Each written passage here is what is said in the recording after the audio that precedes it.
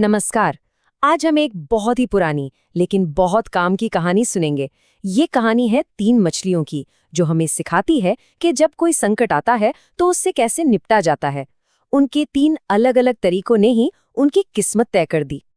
तो कहानी शुरू होती है उत्तर भारत के एक बहुत ही खूबसूरत सरोवर से। यहाँ तीन मछलियाँ रहती थी, और ये सिर्फ रहती नहीं थी, ये पक्की दोस्त थीं। मतलब हर दिन साथ गुजारना, साथ खेलना। उनकी दुनिया बड़ी खुशनुमा थी।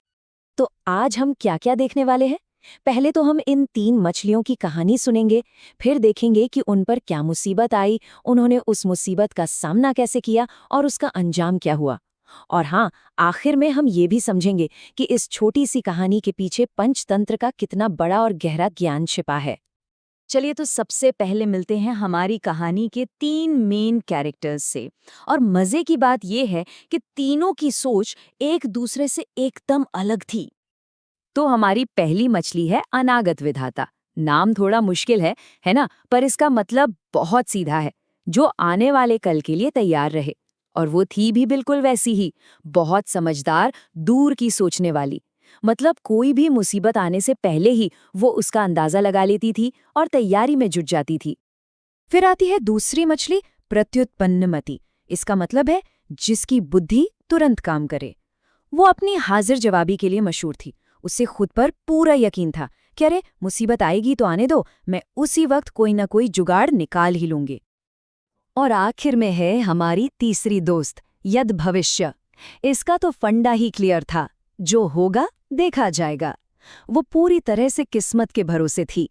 उसका मानना था कि भाई कोशिश करने से क्या फायदा, जो किस्मत में लिखा है वो तो होकर ही रहेगा।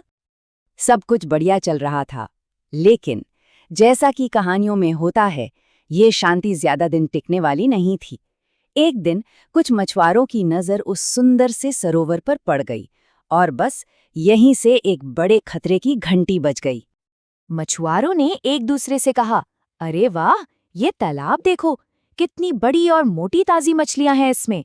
चलो एक काम करते हैं, कल सुबह एक बड़ा सा जाल लेकर आते हैं और इन सबको पकड़ लेते हैं। अब सोचिए, मछुआरों की ये बातें तीनों दोस्तों के कानों में पड़ गईं। जाहिर है वो बुरी तरह घबरा गए। उन्होंने एक पल भी बर्बाद नहीं किया और फौरन तालाब की सारी मछलियों की एक इमरजेंसी मीटिंग बुलाई। अब देखिए, मुसीबत तो सबके लिए एक ही थी, लेकिन तीनों दोस्तों ने अपने अपने नेचर के हिसाब से तीन बिल्कुल अलग-अलग सॉल्यूशन दिए। यहीं पर उनकी सोच का फर्क साफ नजर आता है। सबसे पहले हमारी प्लानर, अनागत विधाता, उसने कहा, देखो हमें सुबह होने का इंतजार नहीं करना चाहिए। अभी के अभी यह तालाब छोड़कर पास की किसी सुरक्षित झील में चले जाते हैं। पर यद भविष्य, जो किस्मत पर यकीन करती थी, उसने ये बात बिल्कुल नहीं मानी। वो बोली, अरे भागने से क्या होगा, अगर मरना ही लिखा है तो कहीं भी चले जाओ, मौत तो आएगी ही, हम यहीं रहेंगे। अब बची प्रत्युत्पन्नमति। उसने एक मिडिल पाथ निकाला। बोली, सुनो, मैं तो यहीं रुकूंगी, मछुआरे आएंगे तो आने दो, मैं सिचुएशन देखकर अपनी समझ से उसी वक्त कोई ना कोई रास्ता निकाल लूंगी। और फिर अगली सुबह हुई, और जिसका डर था वही हुआ। मछुआरे अपना बड़ा सा जाल लेकर तालाब के किनारे आ पहुंचे। अब हिसाब का दिन था, एक्शन का टाइम था। उन्होंने बिना देर किए अपना जाल पानी में फेंका, और एक ही झटके में प्रत्युत्पन्नमति, यद भविष्य और वह सारी मछलियां जाल में फंस गईं, जिन्होंने अनागत विधाता की बात नहीं मानी थी। अब जाल में फंसने के बाद भी प्रत्युत्पन्नमति ने हार नहीं मानी।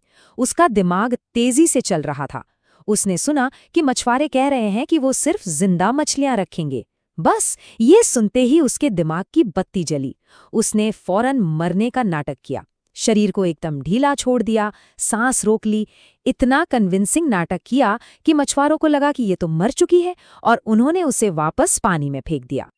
और जैसे ही वो पानी में गिरी, फुर्ती से तैरकर सुरक्षित जगह पर पहुंच गई। देखा, उसकी हाजिर जवाबी ने उसकी जान बचा ली। लेकिन यद भविष्य, उसकी किस्मत इतनी अच्छी नहीं थी। तो यहाँ कहानी तो खत्म हो जाती है, पर इसका असली मतलब, इसका विश्लेषण अब शुरू होता है। ये तीन मछलियां सिर्फ कहानी के कैरेक्टर्स नहीं हैं, ये असल में जिंदगी को देखने के तीन अलग अलग नजरिए हैं। एक है प्लानर, दूसरा है इम्प्रोवाइजर और तीसरा है भाग्यवादी। तो अगर हम देखें तो नतीजा बिल्कुल साफ है। अनागत विधाता जिसने पहले से प्लान किया और एक्शन लिया, वो बच गई। प्रत्युत्पन्न मति जिसने मौके पर दिमाग लगाया और सिचुएशन के हिसाब से खुद को ढाला, वो भी बच गई। लेकिन यद भविष्य जो सिर्फ किस्मत के भरोसे बैठी रही और कुछ नहीं किया, वो मारी गई। ये सिर्फ एक बच्चों की कहानी नहीं है, ये जिंदगी की स्ट्रैटेजी पर एक बहुत बड़ा सबक है। और ये सबक आज का नहीं, हजारों साल पुराना है, जो पंचतंत्र में लिखा गया था। और कमाल की बात यह है कि आज भी उतना ही रेलेवेंट है। तो ये पंचतंत्र आखिर है क्या? देखिए, ये भारत का एक बहुत ही पुराना कहानियों का संग्रह है। माना जाता है कि इसे लगभग 2,500 से 3,000 साल पहले विद्वान विष्णु शर्मा ने लिखा था, और इसका मकसद बड़ा ही दिलचस्प था। जानवरों की कहानियों के जरिए इंसानों को, चाहे वो राजा हों या आम लोग, जिंदगी के जरूरी सबक सिखाना। और यही वजह है कि इन पुरानी कहानियों में छिपा ज्ञान आज भी हमारी मॉडर्न लाइफ में उतना ही काम का है। ये कहानी हमें क्या सिखाती है? यही कि कामयाब होने के लिए दूर की सोचना यानी प्लानिंग करना और जरूरत पड़ने पर